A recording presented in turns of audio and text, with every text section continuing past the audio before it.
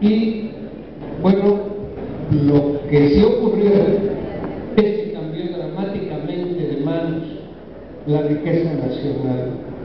Hasta 1982 más o menos era un 50% para el trabajo, un 50% para el capital, digamos, en líneas generales. Posiblemente haya una diferencia matriz.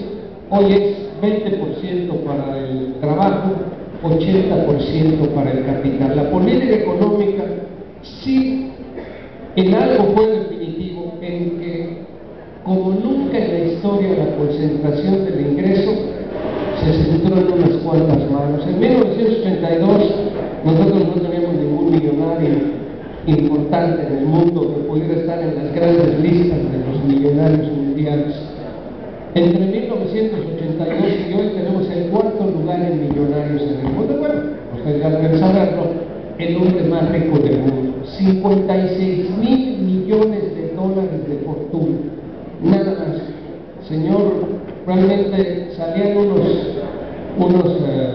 notas entre ayer y hoy que el 0.18% de la población, el 20%, 0.20%, no 20%, 0.20% concentra el 50% de la riqueza nacional. Es decir, la política económica, si algún resultado específico tuvo, fue generar la más alta concentración de la riqueza que jamás se haya implementado en este planeta. Para eso sirvió la política económica. Los demás resultados son para los discursos y para la demagogia, pero no funcionó. La economía no mejoró, la distribución del ingreso empeoró, los empleos que se necesitaba en este país no se generaron, y hoy nos dice el gobierno, ¿saben cuál fue el problema? Es que no se profundizaron en las reformas estructurales. Todavía hicieron falta reformas que hubieran evitado que esto ocurriera con el país, como cuál, la reforma laboral. La reforma laboral, si se hubiera hecho antes, este país hubiera tenido otro camino. Y como que se tendría que haber hecho la reforma laboral, que a los trabajadores los contraten a prueba durante 3 meses, y si no demuestran su capacidad, que le den chance a la empresa otros 3 meses, y si en 6 meses no demuestra su capacidad, que le den chance a la empresa otros 9 meses para que la empresa se dé cuenta si un trabajador le sirve o no, si está capacitado o no. Si la empresa juzga que en 9 meses no le sirve, lo puede correr sin ninguna responsabilidad. Y bueno, lo deja fuera un mes y al otro mes vuelve a empezar el ciclo. ¿Y quién va a querer contratar a los trabajadores ahora de forma permanente si de forma eventual tiene toda la facilidad que quiera para contratar a la gente según esta propuesta que el PRI y el PAN están presentando? Pero, señores, también vamos a legalizar el esquema del outsourcing, es decir, contratar a través de terceros. ¿Para qué las empresas firman contratos colectivos con sindicatos? ¿Para qué las empresas tienen que pagar seguro social?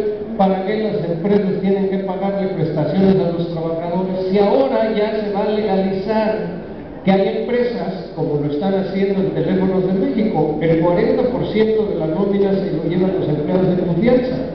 Entonces la empresa quiere bajar el costo de la nómina y nos pidió que lo sacáramos del contrato colectivo, porque nosotros negociamos en cada año que nos toca el contrato colectivo, el 40% se los llevan los de confianza. Entonces la empresa nos dice, sáquenlos del contrato colectivo para que no me cuesten tanto. Nosotros no aceptamos sacar a los empleados de confianza, y entonces la empresa nos empezó a despedir, y ahora todos los empleados de confianza los contratan a través de una empresa tercera que se llama Argos, y la empresa ya no tiene ninguna responsabilidad con ellos, ni darles en salud. Todas las responsabilidades de la empresa tercera, pero la empresa tercera no tiene responsabilidad de pagar seguros, de pagar impuestos.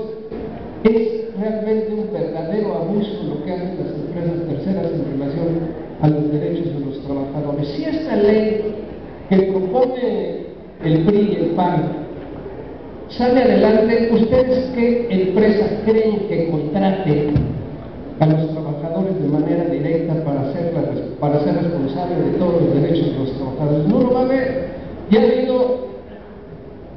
caminos semejantes que se han seguido en el mundo, como en Argentina, como en Colombia, como en España, donde el nivel de sindicalización eventual se elevó hasta niveles del 70-80%, perdón por la redundancia, es decir, la precarización del empleo a su máximo esplendor. Y uno diría, después de que le han quitado a los trabajadores el 70% de su salario, un salario mínimo de un trabajador en 82 compraba 54 kilos de tortilla. Hoy un salario mínimo compra solo 5 kilos de tortilla, probablemente mañana compre menos, pero hoy compra 5 kilos de tortilla. Hoy día, el impuesto que pagan los trabajadores, del impuesto sobre la renta, los trabajadores pagan el 55% del impuesto sobre la renta, la pequeña y mediana industria paga el 45%, como 42% restante. Las 500 empresas más grandes de este país pagan 2% de impuestos, 2%, que porque lo van a invertir en favor del país. Yo no sé si el día lo vamos a ver nosotros, porque hasta hoy, es decir, las empresas que más ganancias obtienen en este país literalmente no pagan impuestos. Después de 26, 28 años de esta política económica, el país ni crece, el país ni genera empleos, el país ni logra traer las inversiones que se necesitan, el país ni le ha pagado mejores salarios a los trabajadores. Es decir, la política económica que el Fondo Monetario nos recetó, nos impuso y que nuestros gobiernos dócilmente aceptaron, no le dio resultados al país. Los chinos hicieron ajustes a esa política económica y los chinos hoy tienen, bueno, el año pasado desbarcaron a Japón, ya es la segunda economía del mundo, y en 5 años se van a convertir en la primera potencia económica del mundo. Los chinos, los brasileños le hicieron ajustes a la política económica que les querían imponer, les dio resultado y hoy en 10 años van a ser la 5ª potencia económica del mundo. Nosotros, porque hemos seguido fielmente y cuadradamente los dictados del Fondo Monetario Internacional, vamos a ser la 5ª potencia económica del mundo en 50 años. Imagínense ustedes, los resultados nos están poniendo hasta la cola del mundo, sí, que parezca el mundo, hasta la cola del mundo, y aún así nuestro gobierno insiste que lo que hace falta son las reformas que el fondo dice, y nos pone la reforma laboral como el instrumento que mágicamente va a resolver todos los problemas que la economía no pudo resolver. La reforma laboral la va a resolver. ¿Y cómo la va a resolver? Contratando a los trabajadores como eventuales, contratando a los trabajadores sin derechos laborales, bajando aún más el salario de los trabajadores, y por todos lados nos pegan. Fíjense, las pensiones de los trabajadores, los que se pueden jubilar antes de la ley de 1997, se pueden jubilar hasta con 25 salarios mínimos. Tenemos que reactivar la ley porque ya el Seguro Social había dicho que no, que él interpretaba que las pensiones podían ir hasta 10 salarios mínimos.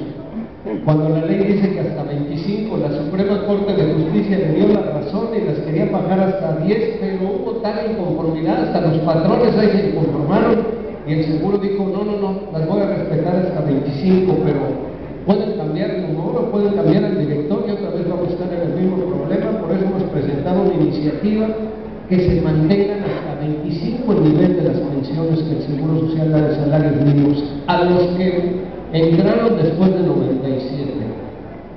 Su fondo de pensiones, créanme que no les va a servir para gran cosa el resto de su vida fuera de la actividad de su empresa. Los que realmente están obteniendo las ganancias son los empresarios, los que administran las afores. los impuestos, la mayoría de los impuestos los pagan la pequeña y mediana industria, y los trabajadores, los grandes empresarios no pagan prácticamente nada. Es decir, todo está diseñado para que ellos obtengan los beneficios que quieren. Se hablaba de esta reforma laboral